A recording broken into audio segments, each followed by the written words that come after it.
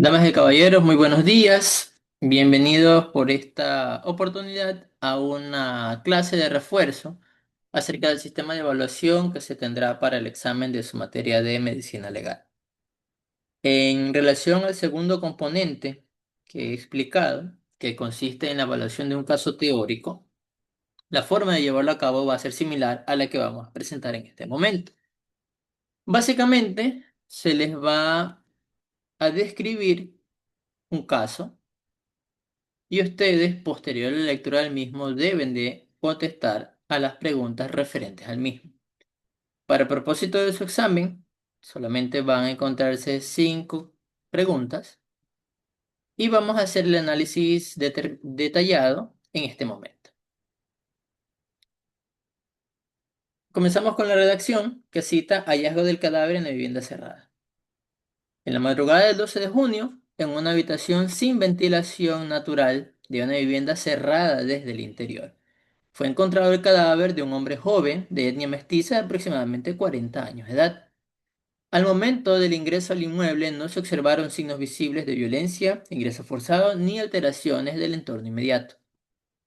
La temperatura ambiental se registró en la habitación del individuo, oscilaba alrededor de los 24 grados centígrados. El cuerpo que se encontraba en posición de cúbito dorsal sobre la cama, vestido con pijama, con ojos parcialmente abiertos.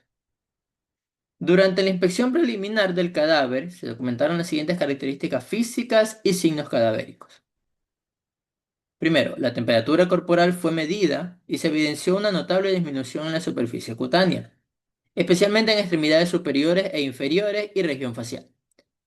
Sin embargo, la zona abdominal mantuvo una temperatura relativa mayor que el resto del cuerpo, indicando un patrón diferencial de enfriamiento.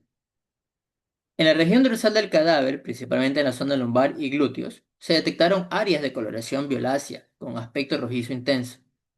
Estas áreas presentaban una distribución característica, al aplicar presión digital no mostraban desaparición ni modificación de su coloración, evidenciando la presencia de fenómenos cadavéricos vasculares post-mortem.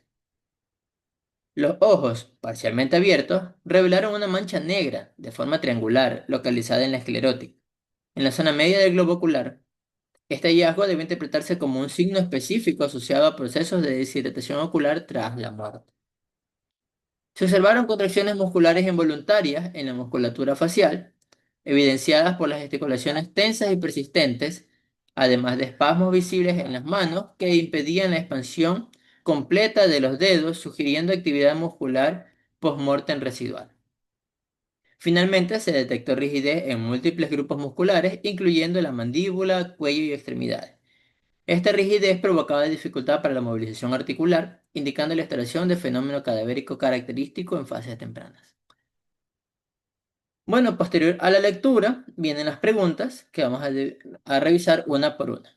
La primera pregunta para analizar el caso cita: el fenómeno cadavérico que explica la disminución progresiva y diferencial de la temperatura corporal del cadáver, especialmente en la superficie cutánea y extremidades, es, según lo revisado en clase, la característica o el fenómeno cadavérico, en este caso sería un fenómeno cadavérico temprano, y estaríamos hablando del fenómeno cadavérico de enfriamiento cadavérico.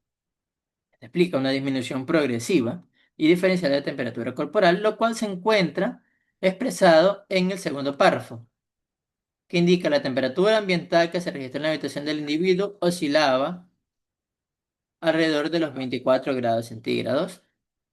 Y luego, en el tercer párrafo nos dice que durante la inspección preliminar del cadáver se documentaron las siguientes características. La temperatura corporal fue medida y se evidenció una notable disminución en la superficie cutánea. Entonces, con estos 2 párrafos de aquí estamos dando respuesta a la primera pregunta, de que este fenómeno de la disminución progresiva hace referencia al enfriamiento cadavérico.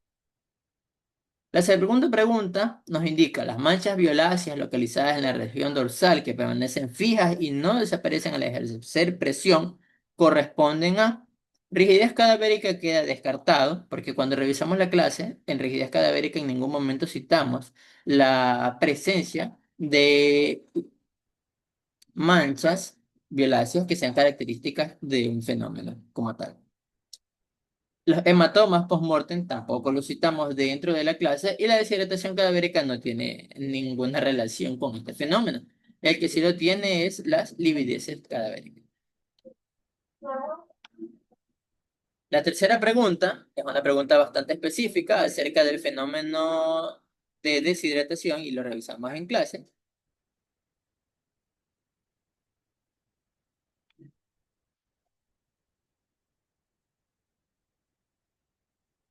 Y les voy a mostrar en qué clase revisamos esta información.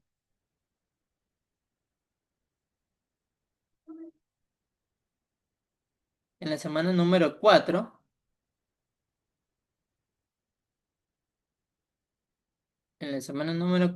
nosotros hicimos una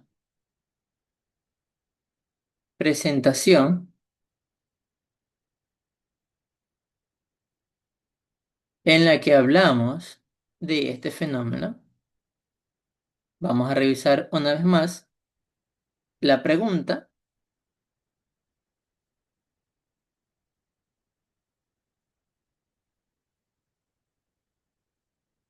Y la pregunta dice, la mancha negra triangular observada en la esclerótica visible en los ojos parcialmente abiertos del cadáver corresponde a. Tenemos Stenow Lewis, signo de Sommer, signo de Casper o lividez ocular.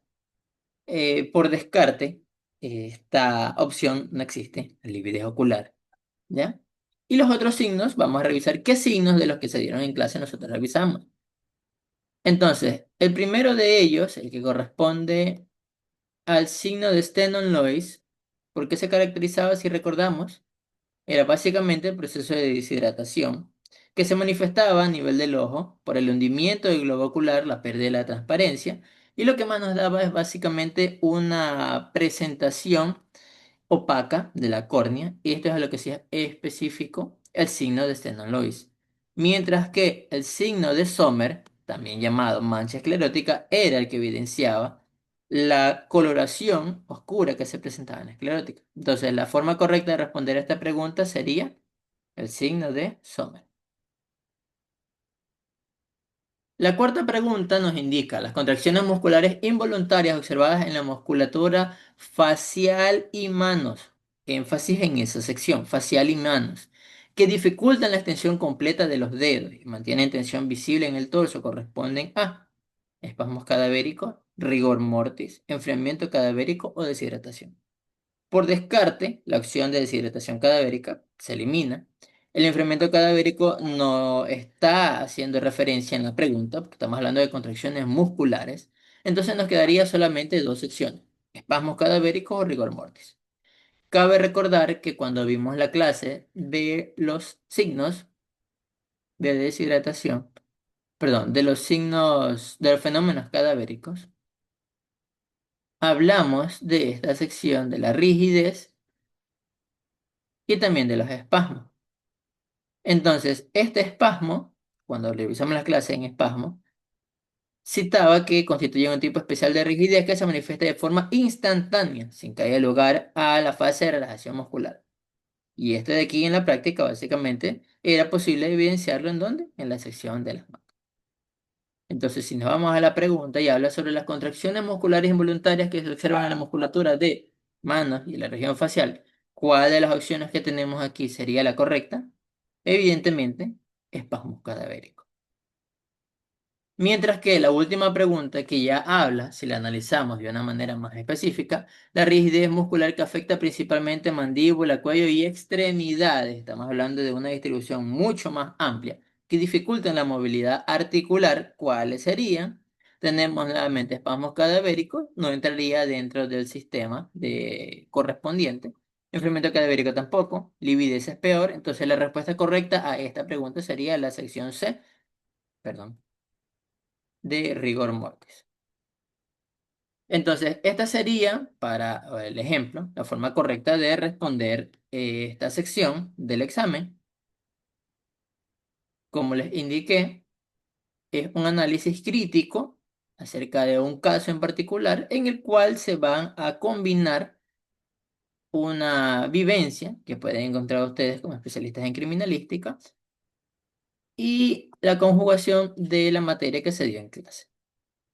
Entonces, esta sería la forma correcta del análisis que ustedes deberían de ejecutar el examen del día de hoy y la forma correcta en la que deberían responder para este caso. No les indico que esto sea el examen, sino que es una forma en la cual se va a llevar el mismo. Entonces, revisen una vez más el video a detalle. Lo importante va a ser que lean específico cada una de las secciones que se describen en el caso para poderlo responder en su examen al día de hoy. Esto es todo y de mi parte les deseo éxitos en este día.